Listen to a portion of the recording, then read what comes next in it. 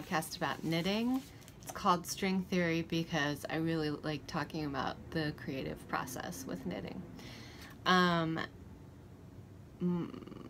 live in Brooklyn, New York with my kitty cat Lola and my boyfriend Tim. Today is August 18th, 2017. You're probably seeing this a week later than I've actually recorded it.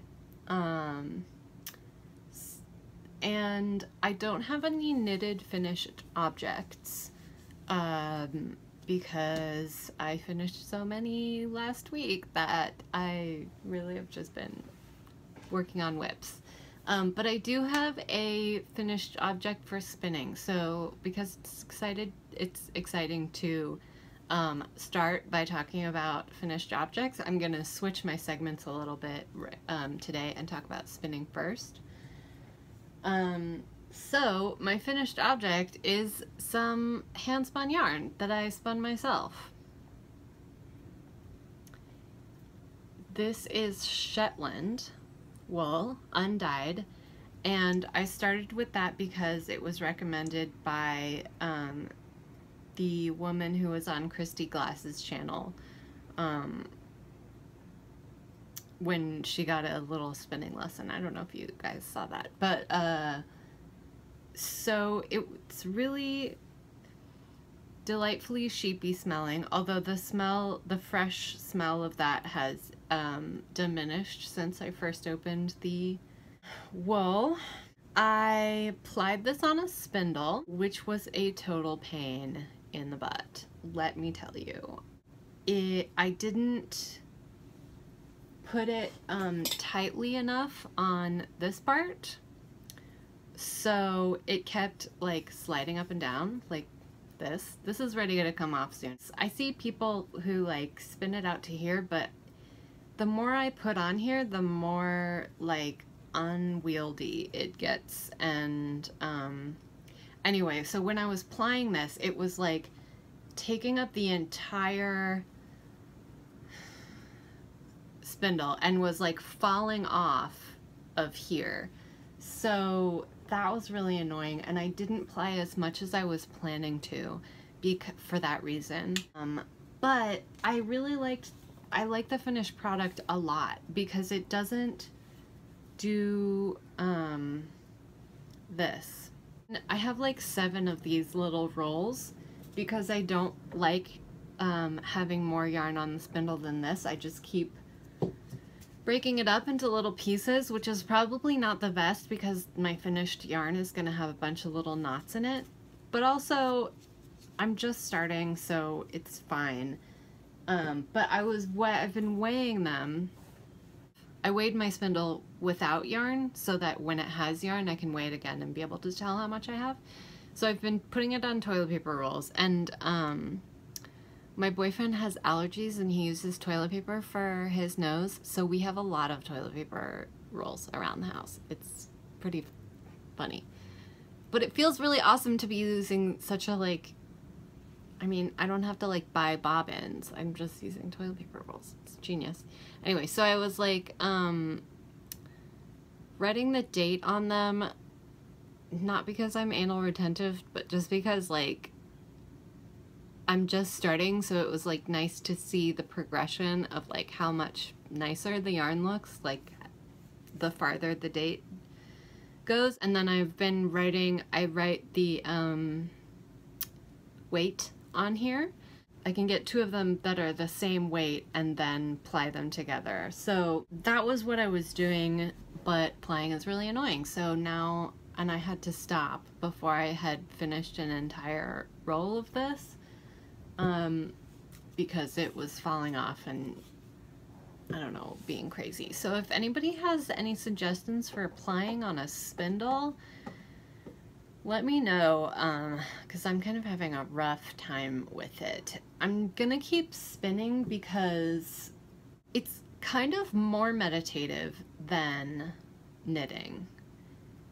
Because when I'm knitting, I'm thinking a lot about the product.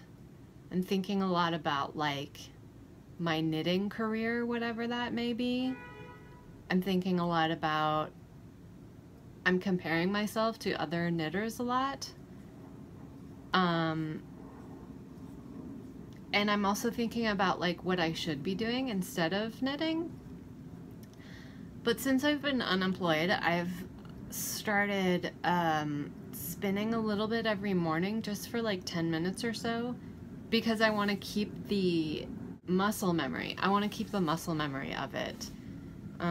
Because I find if I don't spin for a day, then I will lose the muscle memory. Just talking about it and holding this makes me really want to start spinning right now.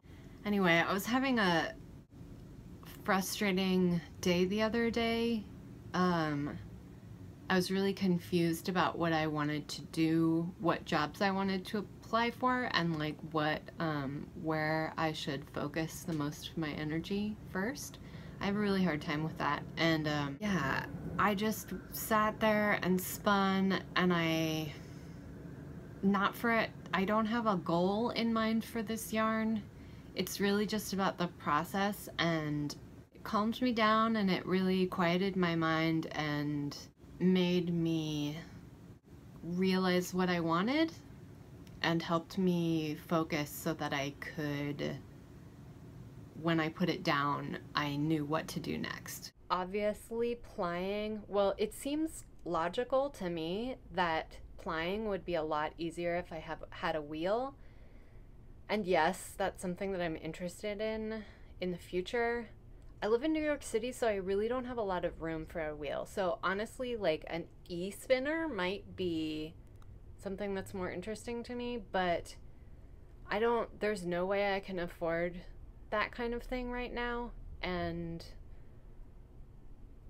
I don't know, maybe a wheel would be less expensive than an e-spinner, but I'm really enjoying this. I'm really enjoying like how meditative this is, and I don't care that it goes slowly. It actually doesn't go that slowly, which I was surprised about. I need to move on because I'm blathering now.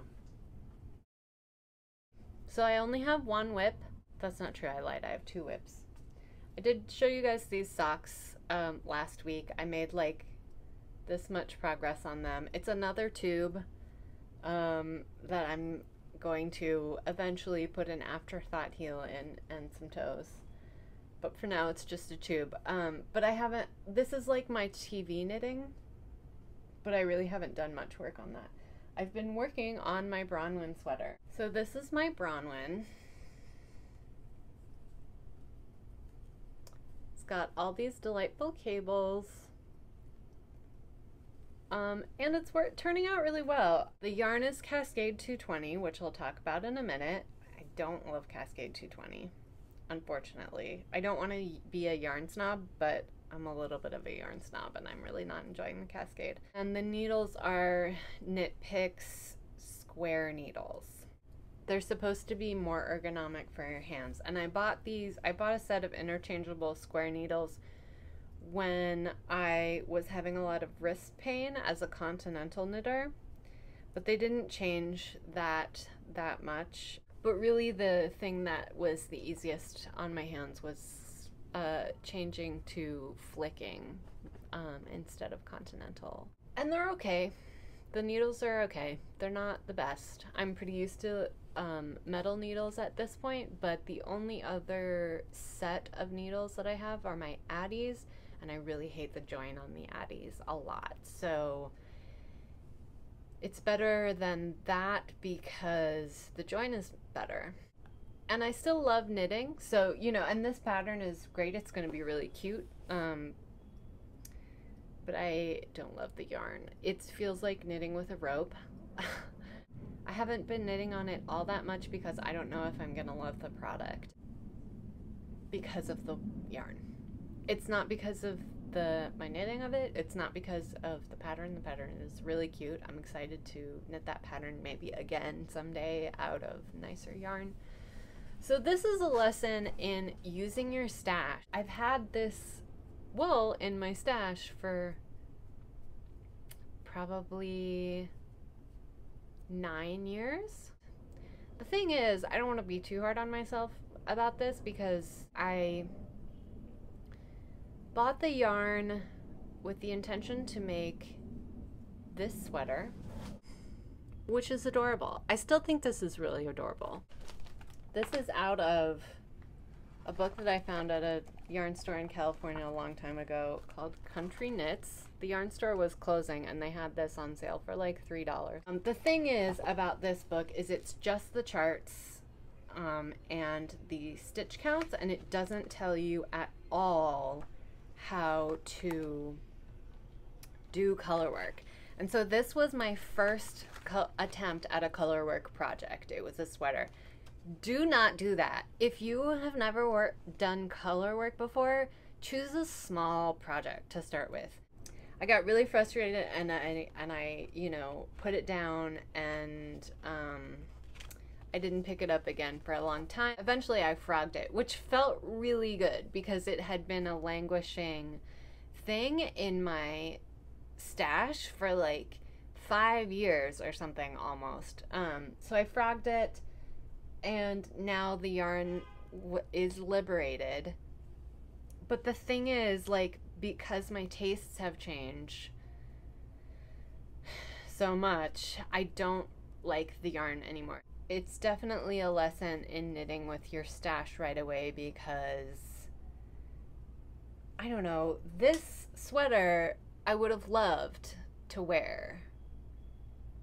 I would have loved to have been wearing this for the last 5 years. Maybe I should just rip that out and make this sweater. I don't know. What do you think? Tell me what you think. Please help me make this decision, because I'm not loving the Bronwyn right now. Not because of the Bronwyn pattern, but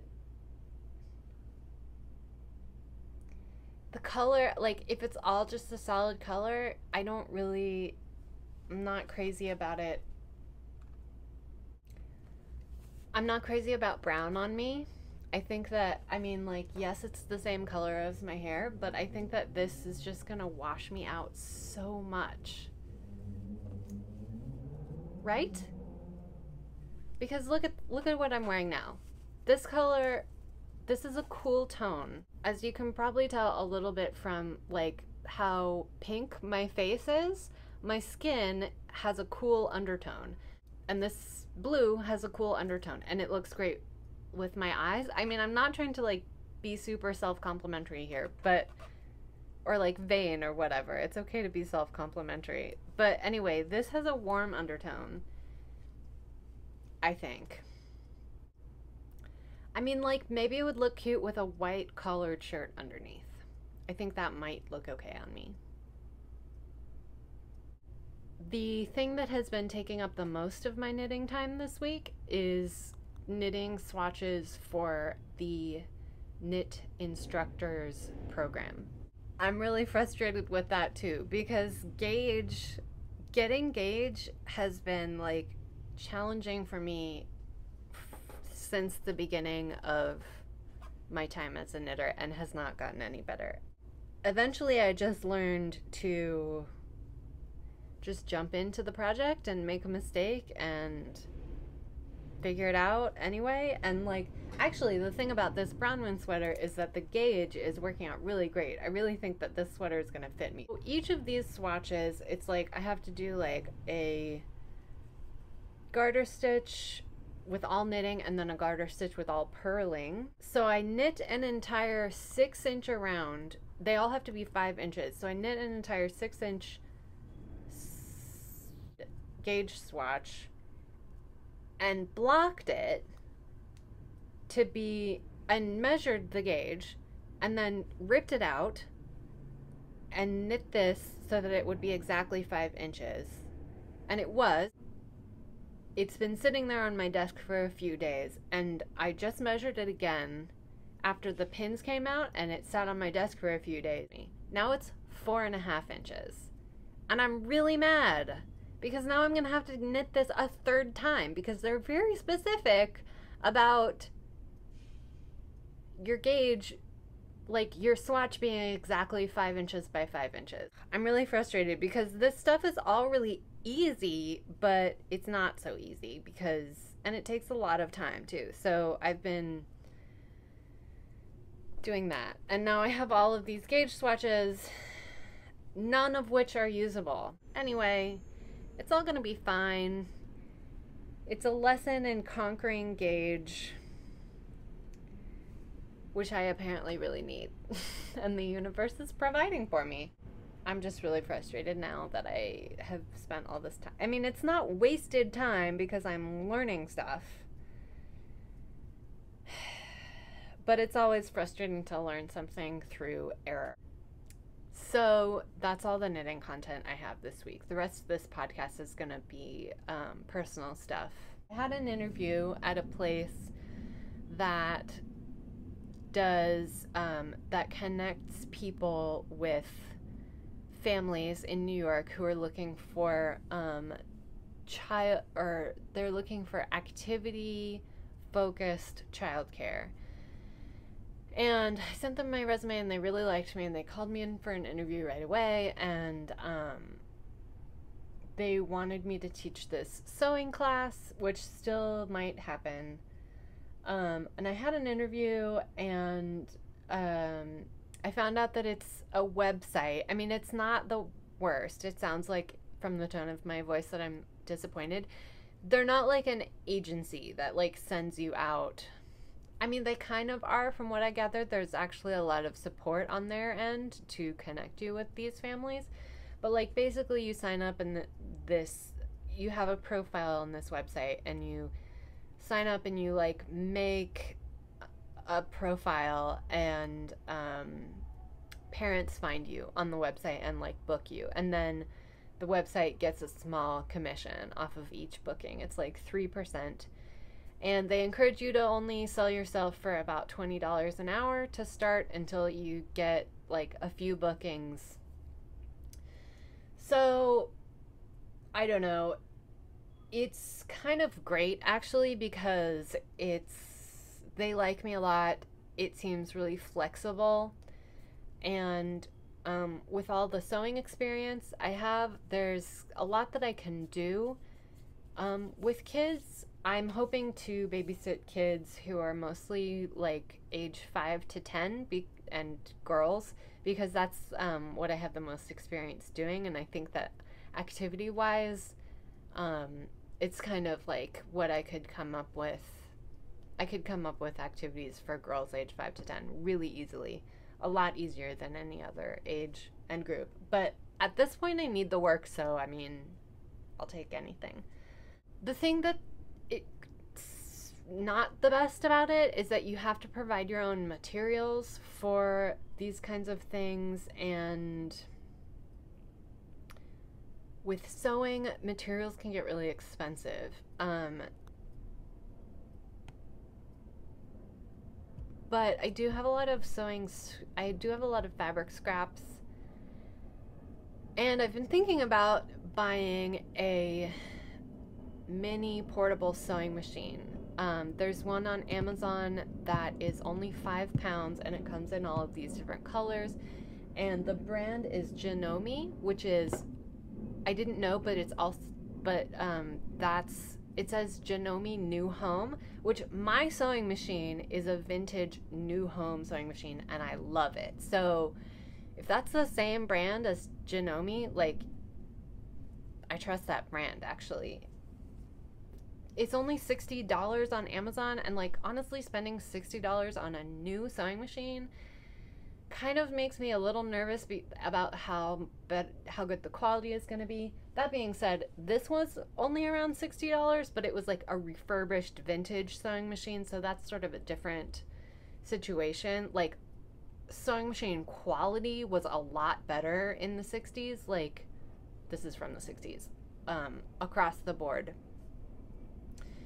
So, but yeah, I've been thinking about buying that so that I can bring it to sessions, because I can really easily think of a lot of projects that I can, or activities that I can do with kids that involve just scraps, you know, that are not like a lot of investment in materials. And if I had this little sewing machine, I could teach lessons and travel with it, which would open up a lot of opportunity, like, for people to get lessons who don't have a sewing machine. I forgot to talk about this last week, but I am going to Rhinebeck. I bought tickets, and I think my boyfriend might come with me too, which will be fun and awesome, but maybe a little weird because he's not really into knitting. And he was saying last night, he was like, you need a nerdy knitting friend to do all this stuff with. And I was like, yeah, that's why I'm doing this podcast, so I can meet more nerdy knitting friends. Because as I mentioned last week, I have friends, but I don't have nerdy knitting friends. So I need some. And I'm thinking about going to Stitches West. I'm formulating a plan to go to Stitches West because I may not go home for Christmas, but I will owe my family a visit. And Stitches West is in February, so it'll be a little cheaper to buy tickets. It'll be a little less stressful to travel. We stayed in New York last year, and it was like the best thing. It didn't feel... I mean, Christmas morning was really wonderful, but like the day didn't really feel like Christmas because I didn't go to my like big family thing in California, or we didn't go to Tim's family. But like we went to see Star Wars, which was really fun, and just just not stressing about traveling was like it was a really good thing. So I might go to Stitches West in February. If anybody wants to meet up in Rhinebeck, I would really love to meet you. Because like I said, no knitting friends yet. Okay, so that's all of the content that I have for this week. It's a little bit shorter. It's a little bit of a shorter episode, I think. But, you know, it's an episode, so that's good. Hopefully I'll have more for you next week. Hopefully I'll have some finished swatches for my really exciting knitting teacher certification. I think I'm going to do a little spinning now and maybe have a snack or lunch. I might have lunch. That's probably a better idea. Anyway, it's really nice to talk to you. I wanted to say thank you to everybody who left a comment last week. Thank you so much. It was really nice to hear from you. It's really awesome it's really helpful to keep going when I hear from people just saying hi. So please leave a comment, say hi, let me know who you are. I really, really, really love it. Thank you so much. Okay, so that's all for me. Signing off. Hope you have a wonderful week and happy knitting. Bye.